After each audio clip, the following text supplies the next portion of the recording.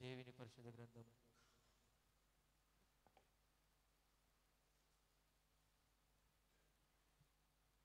దేవుని పరిశుద్ధ గ్రంథం నుండి మొదటి పేతురు రాసిన పత్రిక 3వ అధ్యాయము 17-18 వచనాలు చదువుకుందాం. దూరో దాని విషయమై క్రీస్తునందున్న మీ సత్ప్రవర్తన మీద అపనిందన వేయువారు సిగ్గుపడుదురు. దేవుని చిత్తములుగున్న ఎడల కీడు చేసి శ్రమపడట కంటే మేలు చేసి శ్రమపడే బహు మంచిది. ఎలా అనగా మనల్ని దేవుని యొద్దకు తెచ్చుటకు ఆ నీతిమంతుల కొరకు నీతిమంతుడైన క్రీస్తు శరీర విషయంలో చంపబడి ఆత్మ విషయంలో బ్రతికింపబడి పాపముల విషయంలో ఒక్కసారే శ్రమపడెను. దేవుడు ఇచ్చిన వాక్యాన్ని దీవించి ఆశీర్వదించునుగా. అందరం తల్లు వంచుకున్నట్లయితే ప్రార్థించుకుందాం. అందరం తల్లు వంచుకున్నట్లయితే ప్రార్థించుకుందాం. ప్రార్థన మన మధ్యలో ఉన్నటువంటి మరి లత గారు ప్రార్థనలో నడిపిస్తారు. వాక్యము నిమిత్తమై ప్రార్థన.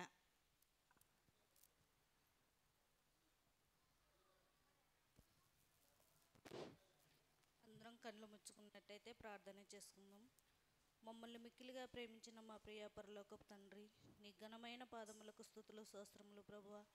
తండ్రి ప్రభువా, యేసయ్య ఉదయకాలం నుంచి ఈ సాయంత్రం కాలం వరకు సజీవేలకు లభించిన దేవా, నీకే స్తుతులు స్తోత్రములు ప్రభువా.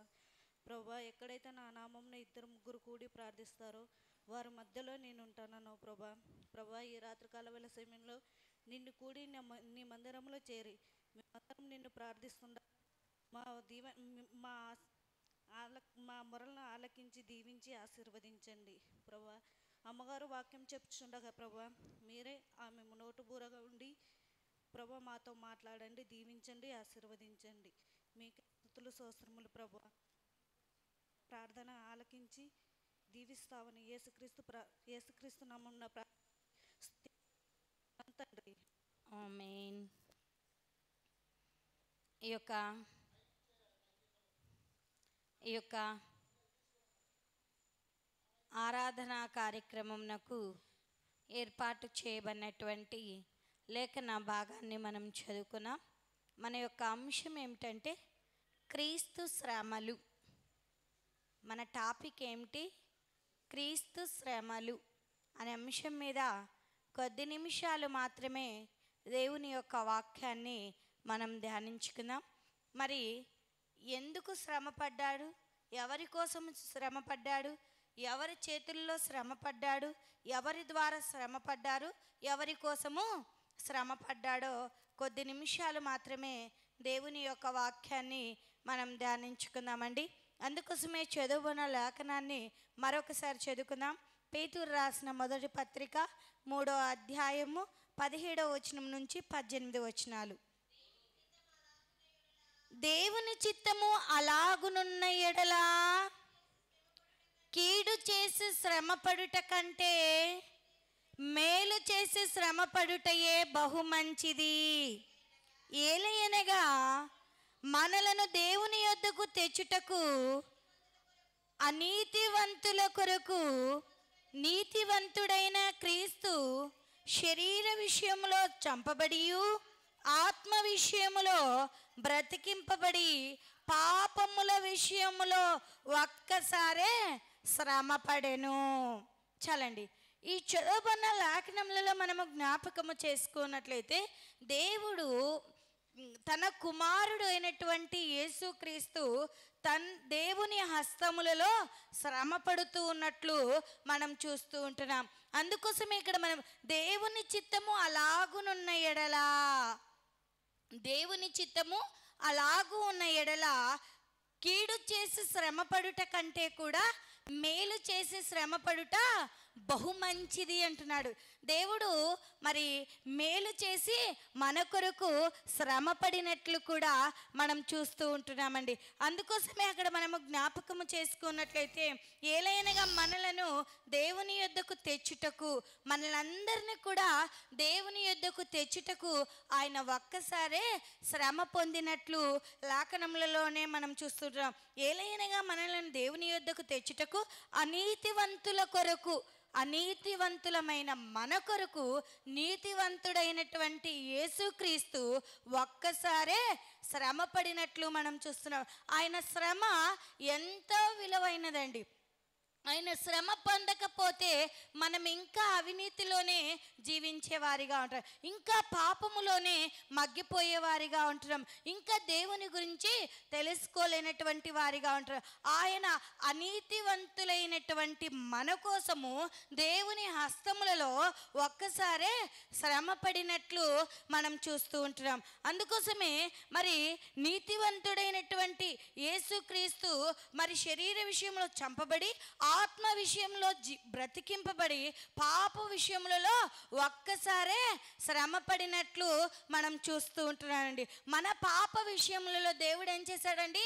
ఒక్కసారే శ్రమ పొందినట్లు మనం చూస్తున్నాం. అయితే దేవుణ్ణి ఎంతవరకు ఆయన శిలువ శ్రమలను జ్ఞాపకము చేసుకుంటున్నాం.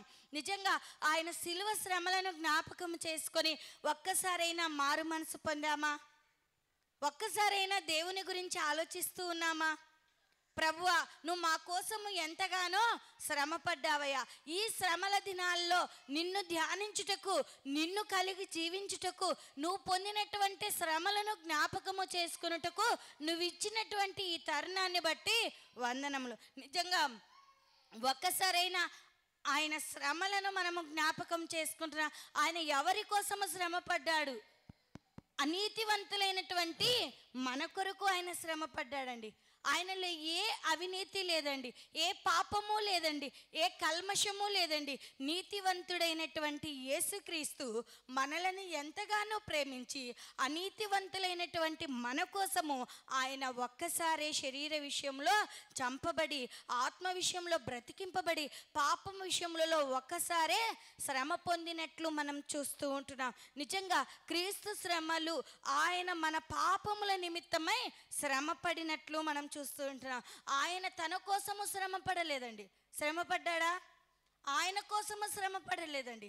ఆ నీతివంతుడికి ఎలాంటి శ్రమలు కూడా ఉండవు. కానీ అనీతివంతులమైన మనము ఆ శ్రమలను భరించలేమని మన పాపముల కొరకై, మన అపరాధముల కొరకై, మన యొక్క దోషముల కొరకై, మన అతిక్రమముల కొరకై, మనము చేసినటువంటి తప్పిదముల కొరకై ఆయన ఆత్మ విషయంలో చంపబడి, శరీర విషయంలో చంపబడి, ఆత్మ విషయంలో బ్రతికింపబడి ఒక్కసారే శ్రమ పడినట్లు మనం చూస్తున్నాం. ఆ శ్రమ ఎవరి కొరకు? వారు పాపం చేశారు, వారి కొరకులే అనుకుంటున్నారా? కాదండి. నీతివంతుడు లేడు, ఒక్కడునూ లేడండి. అనుకుంటున్నా నేను నీతివంతుణ్ణి, నేను నీతివంతురాల్ని, నేను నీతివంతుడును అనుకుంటున్నారేమో. కానీ నిజంగా ఆయన ఎవరి కోసము శ్రమ పడ్డాడంటే నీ కోసము, నా కోసము, మనందరి కోసము శ్రమ పడ్డాడు. ఎందుకు శ్రమ పడ్డాడు? నువ్వు అవినీతిలో నువ్వు మరణించుట ఆయనకి ఇష్టము లేదు. నువ్వు పాపంలో మగ్గిపోవుట, నువ్వు అంధకారంలోనికి పడిపోవుట, నువ్వు ఆ నిత్య నరకాగ్నిలో నలిగిపోవుట ఆయనకి ఇష్టము లేదు గనక ఆయన నీ కోసము, నా కోసము ఒక్కసారే శ్రమ పడ్డాడండి. నిజంగా ఆయన శిలువ శ్రమలను జ్ఞాపకం చేసుకుంటున్నామా? చక్కగా పాటలు పాడతారు కదా, పాడతామా లేదా? సిలువలో సాగింది యాత్ర, ఇది కరుణామయుని దయగల పాత్ర. ఎక్కడండి యాత్ర అని పాడుతున్నావు? నీ యాత్ర జీవితంలో, నీ క్రైస్తవుని యొక్క యాత్ర జీవితంలో నువ్వు ఎంతవరకు మార్పు చెందుతున్నావు? నీ పాపంలను ఒప్పుకుంటున్నావా? నీ అతిక్రమం ఒప్పుకొని విడిచిపెడుతున్నావా? ఈ శ్రమల దినాలనైనా నీలో మార్పు వచ్చిందా? నువ్వు స్వస్థత బుద్ధి కలిగి జీవిస్తూ ఉన్నావా? దేవుడు నీ కోసము శ్రమ పడ్డాడండి, నా కోసము శ్రమ పడ్డాడు, మనందరి కోసము. అనీతివంతులమైనటువంటి మన కొరకు నీతివంతుడైనటువంటి యేసుక్రీస్తు మన పాపముల నిమిత్తము ఎంతగానో శ్రమ పొందాడండి. నిజంగా ఆయన శ్రమను జ్ఞాపకం చేసుకుంటున్నావండి?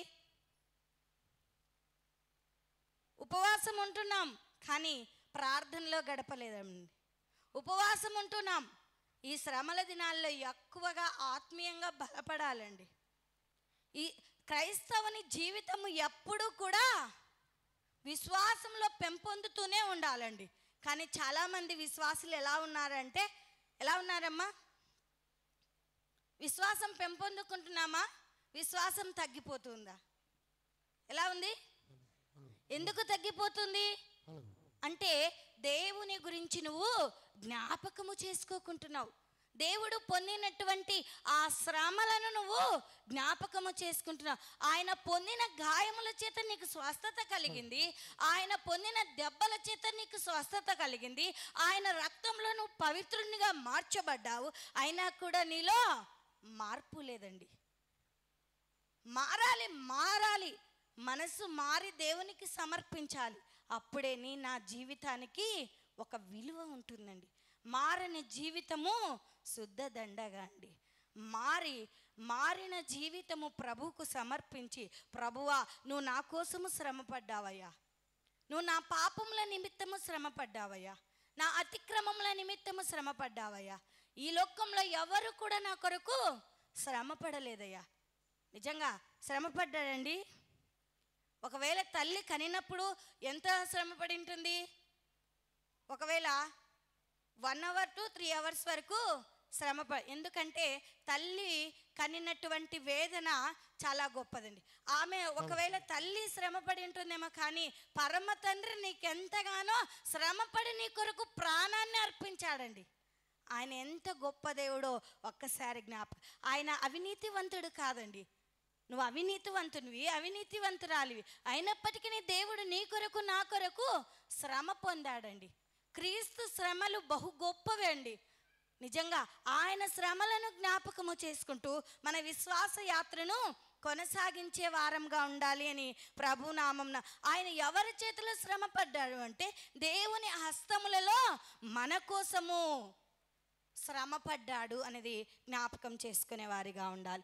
అందుకోసమే కీడు చేసి శ్రమపడుట కంటే కూడా మేలు చేసి శ్రమపడుట బహు మంచిది అంటూ ఉన్నాడు. నిజంగా యేసు ప్రభుల వారు మన కోసము మేలు చేసి శ్రమపడినట్లు మనం చూస్తున్నాం. నిజంగా ఆయన మన పాపముల నిమిత్తమే ఒక్కసారి ప్రాణము పెట్టకపోయింటే, శ్రమ పొందకపోయింటే మనం ఇంత గొప్ప ధన్యులముగా మార్చబడలేమండి. అందును బట్టేనా మన జీవితాల్లో మార్పు రావాలండి. ఈ లెంట్ దినాల్లో నీ జీవితం అంతా కూడా చిగుర్చేదిగా ఉండాలి. నిజంగా ఇంకా పాత రోత జీవితాల్లో మగ్గిపోతూ ఉంటే ఆ పాత రోత జీవితాన్ని నువ్వు తీసివేసుకొని క్రీస్తుకు నూతనమైనటువంటి నువ్వు రూపాంతరము చెంది నీ హృదయము ప్రభువుకు సమర్పించాలండి. సమర్పిస్తూ ఉంటున్నావా? ఒక్కసారి జ్ఞాపకం చేసుకున్నాం. రెండవదిగా జ్ఞాపకం చేసుకున్నట్లయితే హెబ్రీలకు రాసిన పత్రిక 2వ అధ్యాయము 18వ వచనాన్ని ఒక్కసారి జ్ఞాపకం చేసుకుందాం.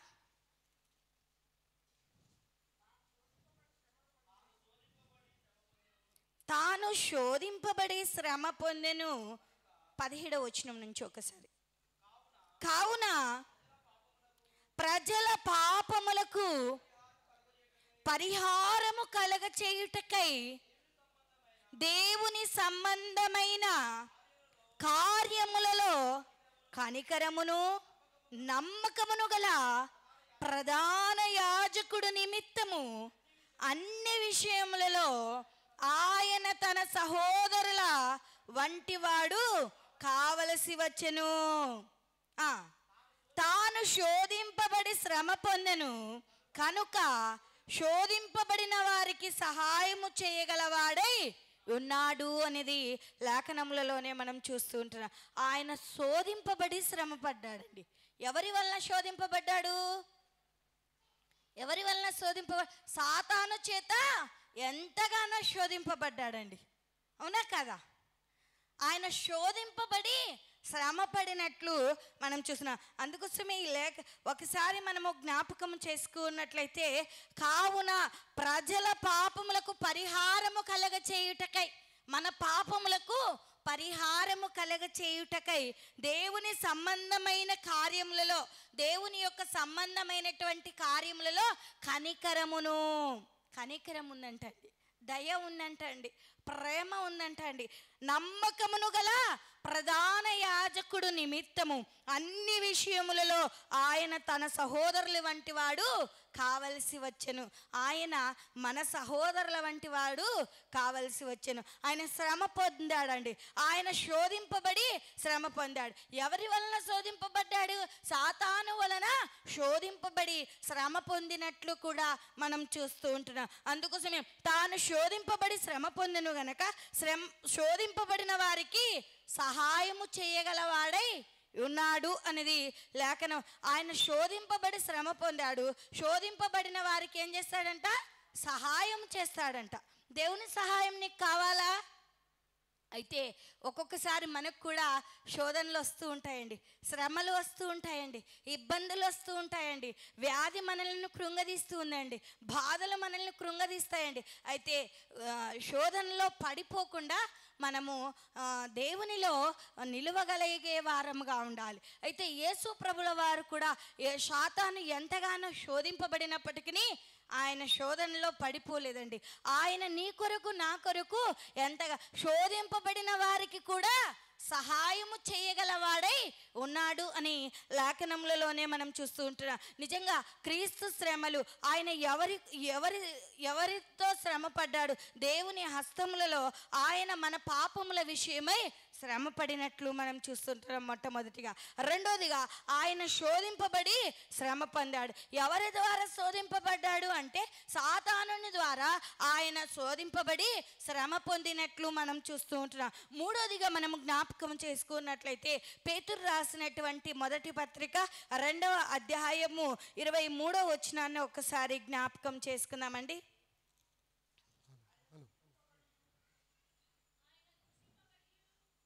21వ వచనం నుంచి చదువుదాం. క్రీస్తు కూడా మీ కొరకు బాధపడి మీరు తన అడుగు జాడల యందు నడుచుకున్నట్లు మీకు మాదిరి ఉంచిపోయెను. ఆయన పాపము చేయలేదు, ఆయన నోట ఏ కపటమునో లేదు, ఆయన దూషింపబడి బదులు దూషింపలేదు, ఆయన శ్రమ పెట్టబడి బెదిరింపక న్యాయముగా తీర్పు తీర్చు దేవునికి తన్ను తాను అప్పగించుకొనెను. మన పాపముల విషయమై చనిపోయి నీతి విషయమై జీవించినట్లు ఆయన తానే తన శరీరమందు మన పాపములను మాని మీద మోసుకొనెను. ఆయన పొందిన గాయముల చేత మీరు స్వస్థత నొందితిరి అని లేఖనములలోనే మనం చూస్తూ ఉంటున్నాం. అందుకోసమే ఇక్కడ లేఖనం ఆయన నీతి నిమిత్తము శ్రమ పడ్డాడండి. దేవుడు ఎందు నిమిత్తము శ్రమ పడ్డాడు? నీతి నిమిత్తము శ్రమ పడ్డాడు. ఆయన దూషింపబడి బదులు దూషింపబడలేదు. మరి అక్కడ మనం జ్ఞాపకం చేసుకున్నట్లయితే శ్రమ పెట్టబడి బెదిరింపగా న్యాయము తీర్పు తీర్చు దేవునికి తన్ను తాను అప్పగించుకొనెను అని లేఖనములలోనే మనం చూస్తున్నాం. ఆయన నోట ఏ కపటము లేదండి, ఆయన నోట ఏ పాపము కూడా లేదండి. కానీ దేవుణ్ణి కలిగి జీవిస్తున్నాం, క్రైస్తవులం అంటున్నాం, విశ్వాసులం అంటున్నాం. మన నోట దూషణ మాటలు ఉన్నాయా లేదండి? లేవా అన్న వాళ్ళు ఒక్కరున్నారా? ఉన్నారా? నేను ఎవరిని కూడా దూషించలేదండి, ఎవరిని కూడా తిట్టలేదండి, నేను ఎవరిని కూడా దురుసుగా మాట్లాడలేదండి. ఉన్నారా? ఉన్నారా? ఎవరండి మనము? దేవుని పిల్లలమా? దేవుడు ఎలా కలిగి ఉన్నాడు? ఆయన దూషింపబడి బదులు దూషింపలేదండి. ఆయన పిల్లలమైన మనము కూడా అదే మార్గంలో నడుచుకోవాలి. మనల్ని ఎవరైనా దూషించారు అనుకో, మనం ఏం చేస్తామండి? దూషిస్తామా లేదా? మనం దేవుని పిల్లలమా సాతాను పిల్లలమా? ఒప్పుకుంటారా? నువ్వు సాతాను సంబంధమైనటువంటి బిడ్డవు కాదండి, నువ్వు దేవుని బిడ్డ. ఎప్పుడైతే ఆయన రక్తము చేత నువ్వు కడగబడ్డావో, ఎప్పుడైతే ఆయన నీ కొరకు శ్రమ పొందాడో, ఎప్పుడైతే నీ కొరకు ఆయన ప్రాణము పెట్టాడో, ఆయన స్వరక్తం ఇచ్చి నిన్ను కొన్నాడండి. అయితే నీ నోట ఏ దూషణ మాటలు కూడా ఉండకూడదండి. కానీ మనం ఏం చేస్తాం? నీ దుంపదేగా అంటే ఏమంటారండి? అంటారా లేదా? ఒకటికి రెండు మాటలు, అరే నువ్వెంతరా అంటే అంటారా? కానీ ఒక్కసారి మన యేసు ప్రభుల వారిని మన తండ్రిని మనము జ్ఞాపకం చేసుకోవాలి. నేను ఎవరి బిడ్డను, ఎవరి రక్తం ద్వారా కొనబడ్డాను, నా తల్లి నాకు జన్మనిచ్చింది, కానీ నాకు మళ్ళా పునర్జన్మ కలగజేసింది పరమ తండ్రి అనేది జ్ఞాపకము చేసుకోవాలండి. కానీ మనం ఏం చేసాం? అమ్మా నువ్వు భలే చెప్తావులేమ్మా, మాకెన్ని బాధలు ఉంటాయో, ఎన్ని శ్రమలు ఉంటాయో అంటారు కదా. కానీ నువ్వు ఆయన స్వరక్తం చేత నువ్వు కొనబడ్డావండి. ఆయన స్వరక్తం ఇచ్చి నిన్ను కొన్నాడండి. ఇంకా నువ్వు ఆయన కుమారుడివి, ఆయన కుమార్తెవు. అయితే నువ్వు ఏ పాపము కూడా చేయకూడదు, దూషణ మాటలు కూడా పలకకూడదు. ప్రభువు నీ కొరకు నా కొరకు శ్రమ పొందాడు, నీతి నిమిత్తము శ్రమ పడ్డాడు.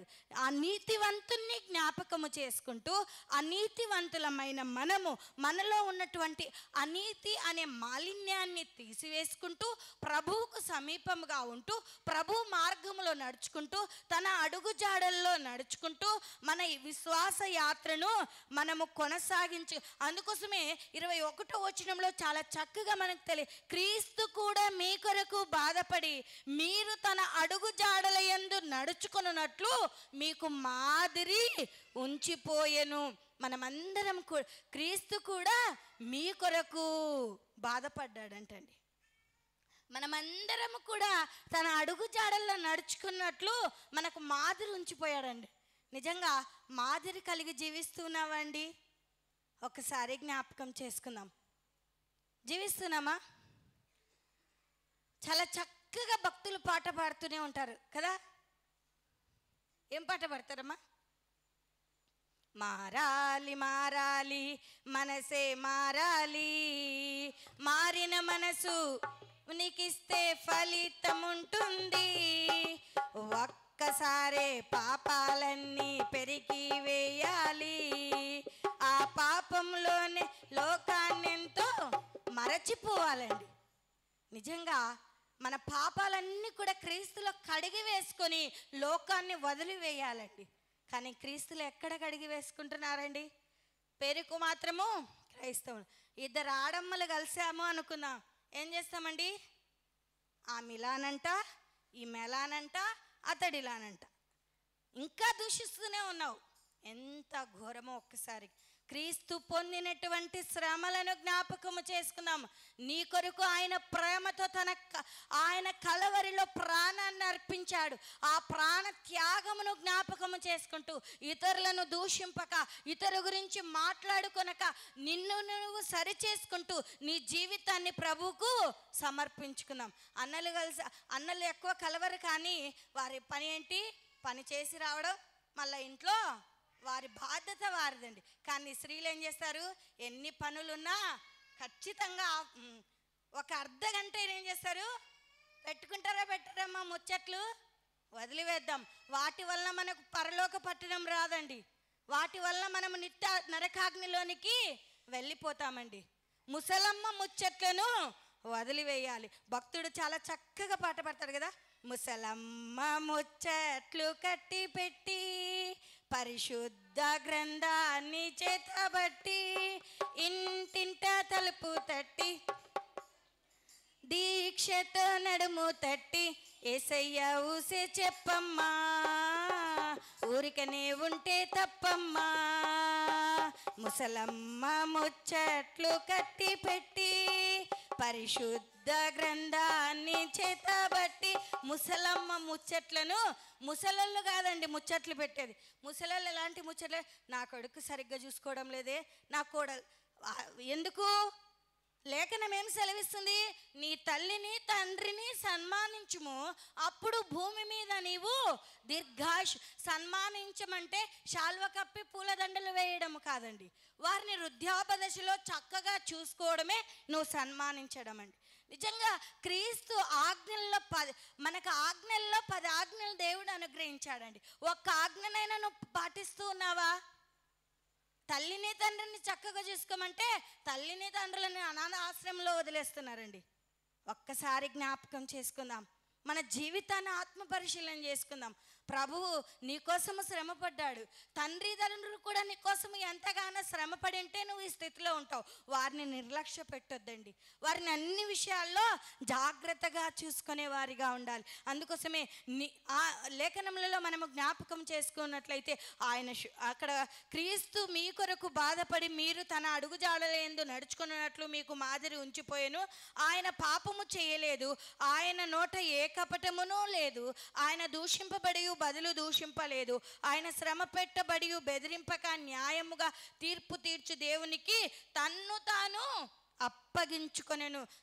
నీతి నిమిత్తము తన్ను తాను అప్పగించుకున్నట్లు మనం చూస్తూ ఉంటున్నాం. ఎన్ని శ్రమలు పొందాడండి ఆయన? శ్రమలు పొందాడా లేదా? పిడిగుద్దులు గుద్దారు, ఊడ్చారు, ముఖం మీద ఉమ్మి వేశారు, ఆయన తలపైన ముళ్ళ కిరీటము, ఆయన చేతుల్లో శీలలు, ఆయన కాళ్ళలో మేకులు, ఆయన పక్కలో బల్లెపు పోటు. ఎందుకు? నువ్వు పడినటువంటి పడక వలన ఆయన పక్కలో బల్లెపు పోటు అండి. కానీ ఆయన నీతి నిమిత్తము నీ కోసము శ్రమ పడితే నీలో నీతి లేదే, నీలో భక్తి లేదే, ఇంకా అవినీతికరమైనటువంటి జీవితాలలోనే జీవిస్తున్నాం. ఈ లెంట్ దినాల్లో మనము చిగురించే వారిగా ఉండాలండి. చిగురిస్తున్నామా? చెట్టును జ్ఞాపకం చూడండి. ఒకవేళ మీరు పొలాలకు బాగా వెళ్తుంటారు, సరే పొలాలకు వెళ్ళకపోయినా ఇళ్ళ దగ్గర చెట్లు ఉంటాయి, ఆకులెల్లా రాలిపోయినాయా లేదా? రాలిపోయినాయా? అది ఎలా వస్తుందండి? ఇప్పుడు చిగురుస్తుందా?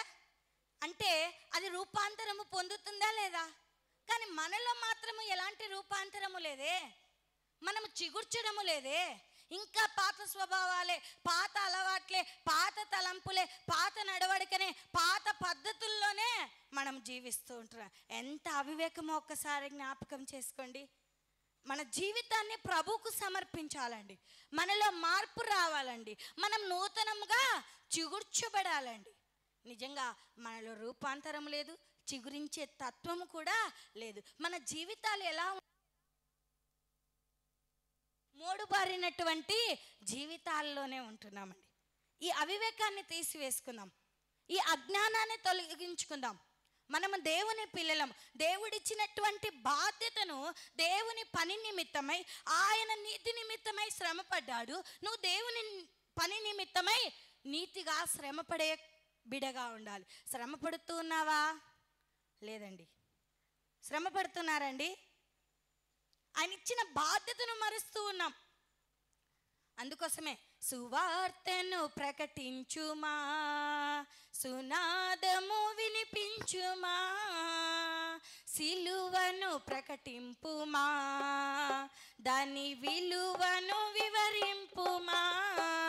లెమ్ము సోదరా, లెమ్ము సోదరి, లెమ్ము సోదరా, లెమ్ము సోదరి. సుఖము సౌఖ్యం కోరి నీవు సువార్త భారం మరచినావు. సుఖము సౌఖ్యం కోరి నీవు సువార్త భారం మరచినావు. నిన్ను నమ్మిన యేసయ్యకు నమ్మక ద్రోహం చేయకు. నిన్ను నమ్మిన యేసయ్యకు నమ్మక ద్రోహం చేయకు. లెమ్ము సోదరా, లెమ్ము సోదరి. నిన్ను నమ్మిన యేసయ్యకు నువ్వేం చేయకూడదంట? నమ్మక ద్రోహం చేయకూడదంట. సువార్త భారాన్ని మరవకూడదంట. నువ్వు చేయలేకపోతే చేసేవారిని పంపించాలండి. అది సేవ అంటే. సిలువను గురించి ప్రకటించేవారిగా ఉండాలి. సువార్తను ప్రకటిస్తూ సిలువ గురించి మనము ప్రకటించే బిడలంగా ఉండాలి. ప్రకటిస్తూ ఉన్నావా? ఒక్కసారి జ్ఞాపకం చేసుకుందాం. దేవుడు చేసినటువంటి త్యాగమును, దేవుడు చేసినటువంటి మేలును, దేవుడు నీ కోసము అర్పించినటువంటి ప్రాణ త్యాగాన్ని, ఆయన నీకు అనుగ్రహించినటువంటి ఆ నిత్య జీవాన్ని మరవక ఆయన శిలువ శ్రమలను జ్ఞాపకము చేసుకుంటూ మనము ఆత్మీయంగా ముందుకు కొనసాగే బిడలముగా ఉండాలి అని ప్రభునామంన మనము చేయలేము, చేసేవారిని చేయనీయం. కానీ యేసయ్య నేను నమ్మాడండి, నమ్మి నీ కోసము ప్రాణం పెట్టాడండి. కానీ నువ్వేం చేస్తున్నావు? సుఖాన్ని సౌఖ్యాన్ని కోరి సువార్త భారాన్నే మరుస్తున్నావు. సువార్త అంటే చెప్పడం కాదండి, ఆయన ఇచ్చినటువంటి పనిని నమ్మకంగా చేయడం కూడా సువార్తేనండి. ఆయన గురించి నువ్వు 2 మాటలు చెప్పినా సువార్తేనండి. నీ యొక్క క్రియలు వలన నువ్వు సువార్తను ప్రకటించవచ్చండి. నిజంగా ఒక్కసారి జ్ఞాపకం చేసుకుందామండి. మన జీవితాన్ని, మన ఆత్మీయ జీవితము ఎలా ఉందో, మన శరీర జీవితము ఎలా ఉందో ఒక్కసారి దినాన్ని ఆత్మ పరిశీలన చేసుకుంటూ మనల్ని మనము ఆ వాక్యముతో దిద్దుకుంటూ రాకడకు సిద్ధపడే వారంగా ఉండాలని ప్రభునామంన తెలియజేసిన మన అంశం ఏమిటండి? క్రీస్తు శ్రమలు. ఏంటండి క్రీస్తు శ్రమలు? ఎవరి నిమిత్తము శ్రమ పడ్డాడు? ఎందుకు? మన నిమిత్తము, మన పాపముల నిమిత్తము ఆయన శ్రమ పడ్డా. మనం ఎవరమండి? అనీతివంతులం. ఎవరు శ్రమ పడ్డారు మన కోసము? నీతివంతుడైన యేసుక్రీస్తు ఒక్కసారే శ్రమ పడ్డాడు. అర్థమైందా? రెండోది, ఆయన శోధింపబడి శ్రమ పడ్డాడు. ఎవరి వలన శోధింపబడ్డాడు? సాతాను వలన శోధింపబడి శ్రమ పొందినట్లు మనం చూస్తూ ఉంటున్నాం. మూడోదిగా, ఆయన దూషింపబడి బదులు దూషింపలేదు, ఆయన నోట ఏ కపటము లేదు, ఆయన న్యాయముగా తీర్పు తీర్చు దేవునికి తన్ను తాను అప్పగించుకొనెను అని మనం చూస్తున్నాం. అంటే అక్కడ మనకేం కనిపిస్తుంది? ఆయన నీతి నిమిత్తము శ్రమ పడ్డాడండి. ఆయన ఎంతగా దూషించినా కూడా, ఎంతగా శ్రమ పెట్టినా కూడా, ఎంతగా హింసించినా కూడా బదులు దూషింపలేదండి. ఆయన కేవలము నీతి నిమిత్తము తండ్రి ఇచ్చినటువంటి బాధ్యతను నెరవేర్చినట్లు మనం చూద్దాం. నీతి నిమిత్తము శ్రమ పడినట్లు మన జీవితాన్ని ఒక్కసారి సరిచేసుకునే వారిగా ఉండాలి అని ప్రభునామం తెలియజేస్తూ ముగించుకుంటున్నాను. అందరం తల్లు వంచుకున్నట్లయితే ప్రార్థించుకుందాం. ప్రార్థన. మన మధ్యలో ఉన్నటువంటి సంఘ పెద్ద సంఘ సెక్రటరీ రాజన్న గారు ప్రార్థనలో నడిపిస్తారు.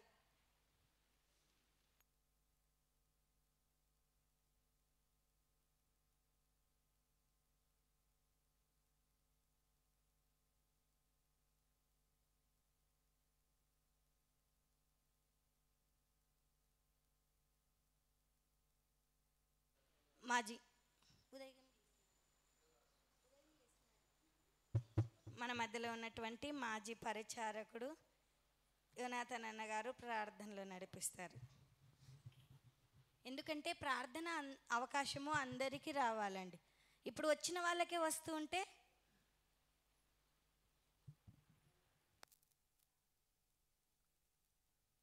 మమ్మల్ని మిక్కిలిగా ప్రేమించిన మా ప్రియ పరలోకపు నా తండ్రి, నీకే స్తుతి స్తోత్రాలు వందనాలు నాయనా.